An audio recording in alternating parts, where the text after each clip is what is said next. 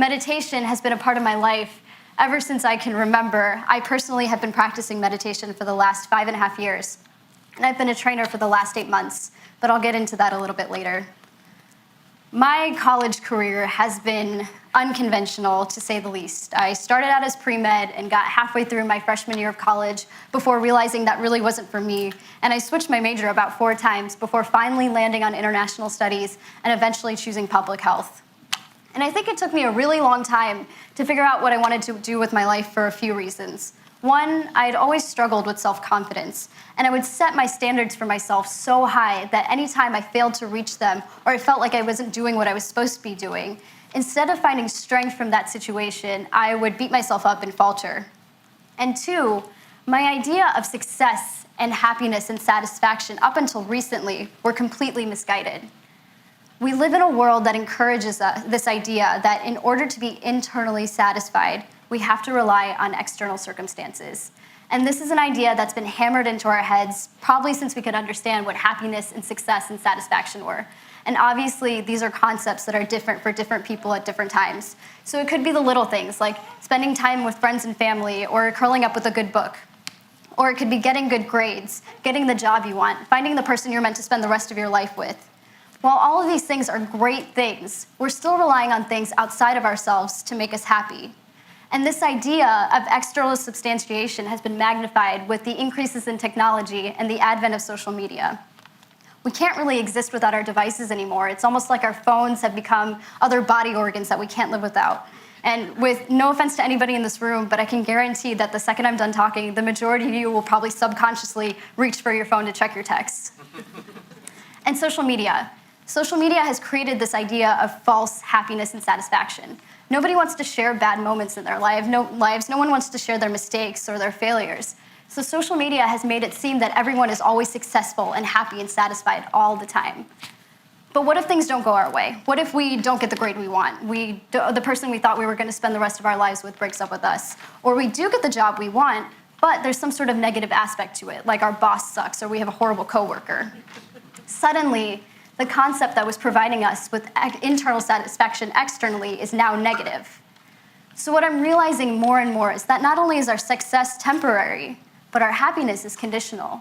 We're only happy or satisfied because something outside of ourselves is making us happy and satisfied. We're never truly satisfied for the sake of being satisfied. And that's where I realized I was going wrong. So let me back up a little bit.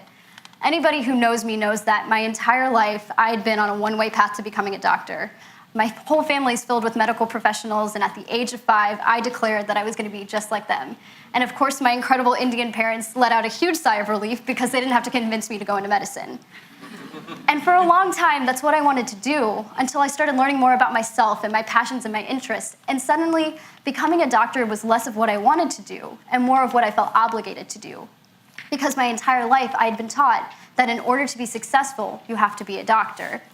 And I was always a weirdly compliant kid. I always knew my parents knew what was best for me. So instead of finding the confidence in myself to stand up for myself, I went along with it. Flash forward to my freshman year of college, and I was miserable. I was taking classes that I hated, and I was doing poorly in them. The person that I thought I was going to spend the rest of my life with broke up with me the second he went to college. And I was still living at home, so I felt like I wasn't having the normal college experience. And after years of having a plan and a direction for my life, all of a sudden I was lost. And when you go through hard times, when you go through a breakup or whatever, everybody tells you to get out of the house, do things for yourself. And I did. I would hang out with friends. I would go curl up with a book at a bookstore. I joined our Bollywood fusion dance team at school. I would get a massage.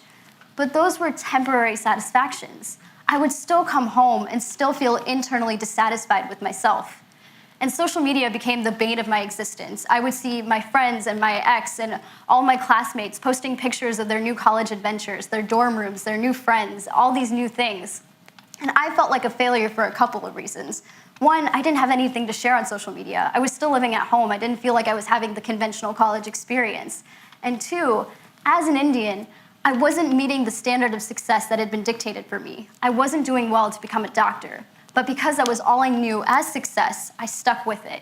And my GPA and my self-esteem failed as a reason. So how did I change this? How did I turn my life around? Like I said, meditation has been a part of my life ever since I can remember. My dad has been practicing a form of meditation called Raja Yoga, or yoga of the mind, for over 35 years, and my mom started shortly after they got married. So just like people go to church or temple or synagogue, meditation is my way of life. It's all I've ever known. And I always knew that I was going to start practicing meditation at some point. And I tried it a couple times my freshman year of college, but anything at that point that my parents thought would be good for me or would help me get out of the rut that I was in, I was completely rebellious against. Thankfully for me, and very luckily, I have incredible friends, and I have to show off pictures of these guys because they are my whole world. I was very lucky to have friends who were not only starting their college careers, or they were halfway through their college careers, but they were going through similar things that I was, and they hadn't built up the resistance to meditation that I had. And one of my friends convinced me to go to a meditation retreat one week, and at first I cribbed and I fussed, and I wanted to stay in my own little bubble of self-pity misery. But in the end, I'm so glad I went because it was probably the best thing that could have happened to me. So what is meditation? I'm sure everybody here has a general idea in their head of what it is, but just to give a few more definitions. Meditation is an exercise that trains your mind to regulate itself. It's the ability to focus on one thing continuously without break. And if practiced properly and diligently, it's a consistent reconnection with your true inner self. And a lot of people brush the concept of meditation aside because we think, how do we function without our thoughts? How do we get through our day without thinking? And another thing that people don't realize is just like our bodies require physical activity to keep it strong and healthy and active, our minds are muscles that also require exercise and regulation to keep it strong and happy and healthy and active. And a lot of times, people neglect their minds because they forget this point. And if you think meditation is hard, you are absolutely right. It's very difficult to get your brain to shut up for longer than 5 seconds and not think about something else. And that's another reason why people don't try it out. The first time I sat down to meditate, it felt like every single thought I had ever had in my then 18 years of existence decided to come into my head at that exact moment. And no matter how many times I tried to push them away or ignore my thoughts or try to get into a state of thoughtlessness, they kept coming back. And I remember thinking, why am I doing this? Here's yet another thing in life that I'm failing at. Why am I even trying? The second time I sat down to meditate during that retreat, my thoughts decreased by a quarter. The third time I sat down to meditate during that retreat, they decreased by half. And gradually, it was as though I was starting to see the world in high definition. Not only could I see my external circumstances very clearly, but I was finally starting to see my true inner self with the objectivity and clarity that I had not had ever before. And the practice of meditation that I am a part of prescribes meditating twice a day for 1 hour each time. So once in the morning for an hour and once in the evening for an hour. And I'll be totally honest with you guys, it took me a very long time to get to a point where I was consistent with this. Some days I was doing a really great job. I'd get up in the morning, I'd meditate, I'd go to bed, and I'd meditate. And before I went to bed, I would meditate and I'd be fine. But other days, more bad days than good days, I would just be downright lazy. And I would choose to stay up all night watching Ellen videos and then, wake up late the next morning instead of meditating. And my rationale for this was like, I'm young. I got the rest of my life to work on my meditation practice. I don't have more time to watch Ellen videos. But I think it took me a long time to connect with my meditation practice because I wasn't accustomed to the silence that came with meditation.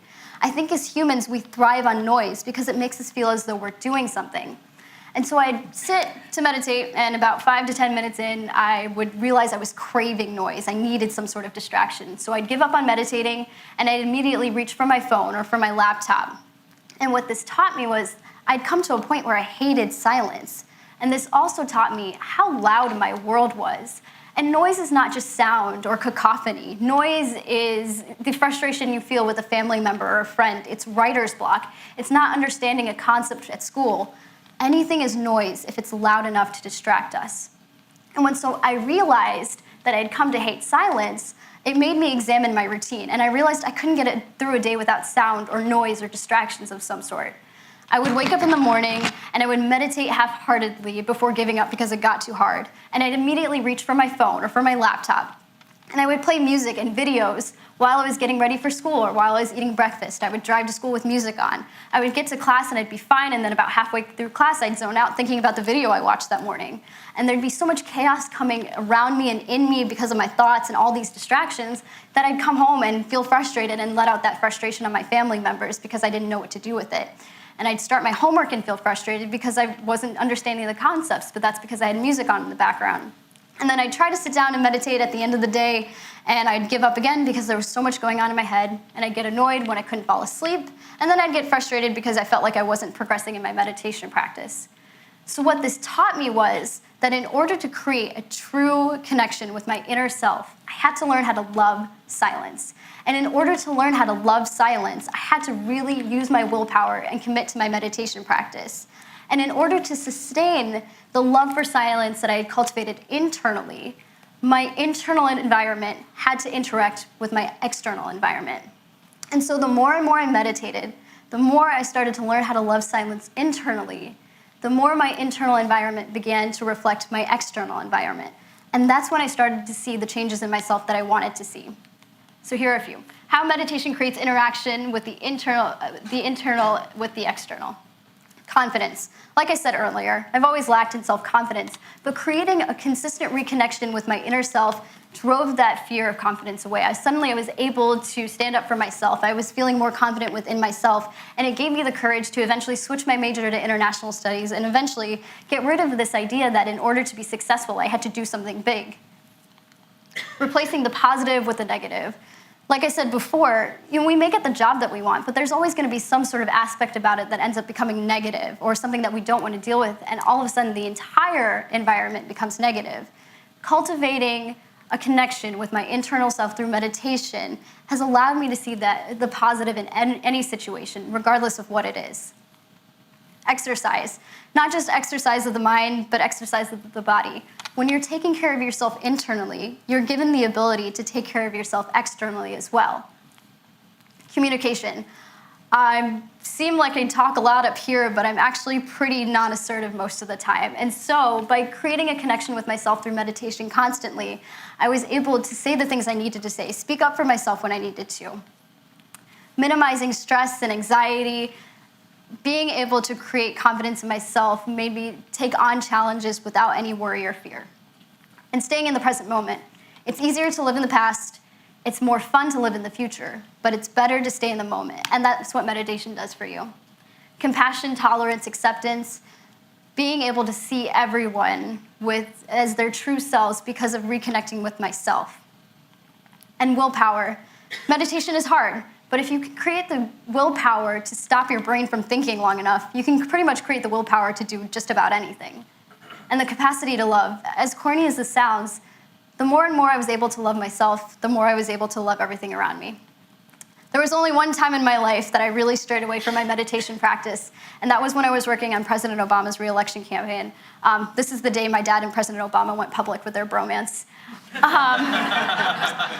Anybody who knows anything about a campaign knows that the energy there is so strong that you really don't need much of anything else to sustain you. And I realized that I was trying to take the energy from this campaign and use it in my daily life. But once again, I was relying on external circumstances to make me feel good internally. I got to do a lot of really cool things. My senior year of college, I got to go on a study abroad trip to Europe to study human rights. Got to be on our Right States accredited Model United Nations team. But it became less about the big things that I was doing and more about committing to my meditation practice, committing to my internal self, and making sure that all the values that I created within myself were expressed in everything I did so that I did what I was supposed to do to the best of my abilities. And when I was very fortunate to get the internship with the United Nations, I carried that same mentality with me. So what I'm learning more and more is that we shouldn't have to rely on external circumstances to make ourselves internally satisfied. True success comes when you take the time every single day to work on yourself internally and cultivate the values that you want to see in yourself internally, and then being able to hold on to those values and express them in any external circumstance, whether they be positive or negative.